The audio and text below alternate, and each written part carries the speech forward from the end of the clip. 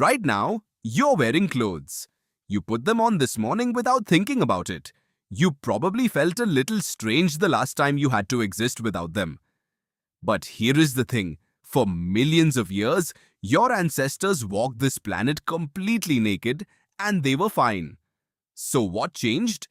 The answer is not what you think. It is not about modesty. It is not about shame. And it is definitely not about warmth. At least, not in the way you have been told.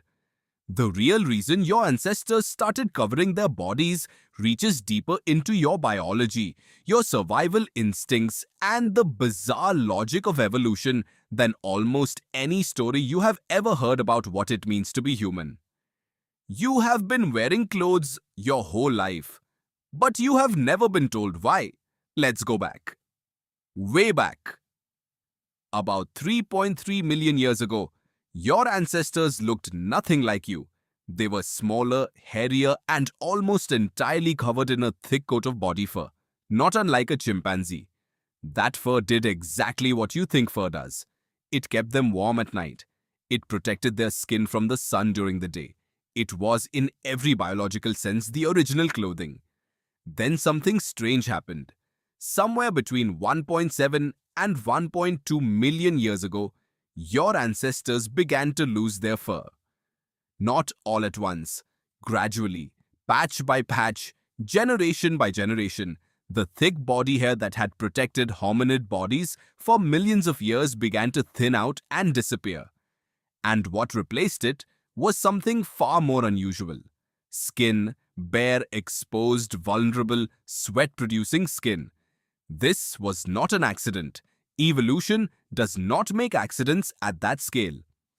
Mark Pagel and Walter Bodmer, two researchers from the University of Reading, published a theory in 2003 that challenged everything people assumed about human hairlessness. Their argument was counterintuitive. Losing body hair was not a disadvantage your ancestors survived in spite of. It was a competitive advantage they thrived because of. Here is why. Your ancestors were, among other things, persistence hunters. They did not have the speed of a cheetah. They did not have the jaws of a lion.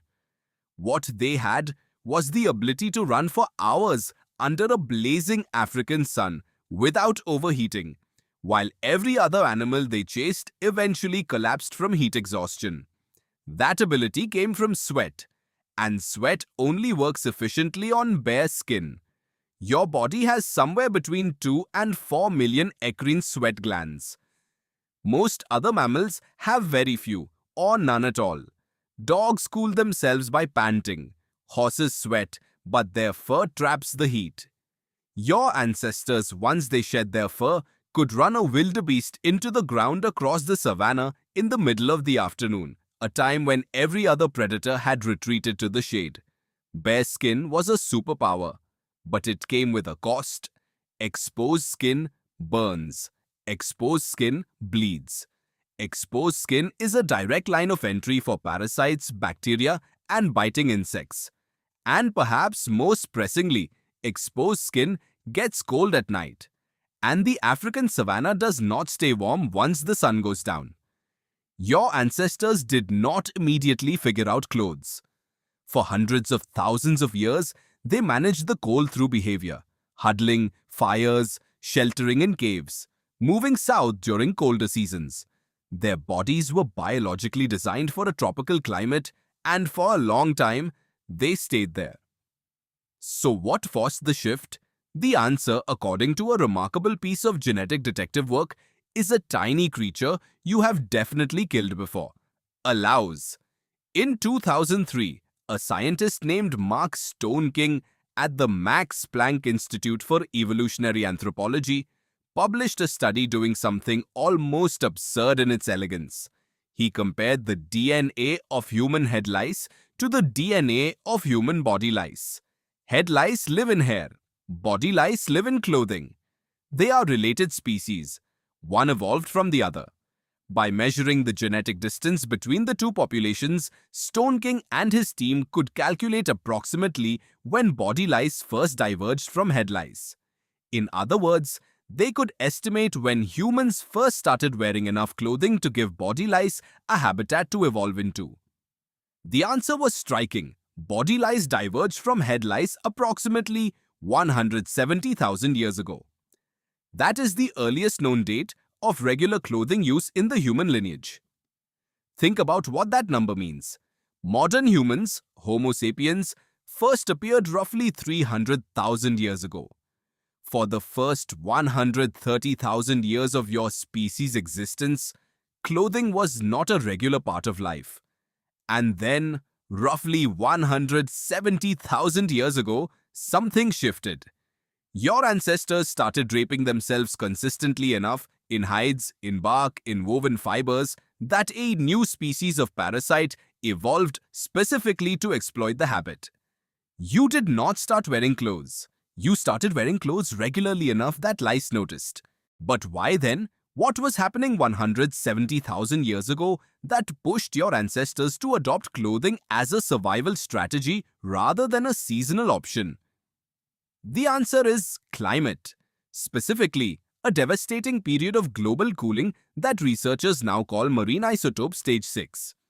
Between about 195,000 and 123,000 years ago, Earth experienced one of its most brutal glacial periods in recent geological memory.